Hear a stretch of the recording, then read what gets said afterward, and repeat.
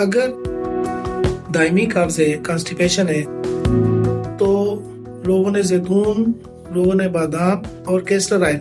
برابر وزن لے کر کسی شیشے کے برتن میں، شیشے کی بڑی جار میں مکس کر کے رکھ لیں، اور 1 چمچ صبح 1 چمچ رات کھانے کے بعد دودھ میں، بڑا چمچ دودھ میں ملا کر پیا کریں، اور یہ عمل 2 ماہ مسلسل کریں تاکہ آنتوں کی خشکی ختم ہو جائے اور قبض ہمیشہ کے لیے ختم ہو جائے۔ لیکن یہ والا عمل، یہ والا علاج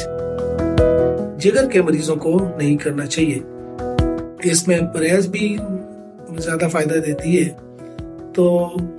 تمام گرم اور خشک چیزیں، خاص طور پر خشک چیزیں جو جسم میں خشکی پیدا کرتی ہیں، وہ استعمال نہیں کرنی چاہیے، اور ایسے مریضوں کو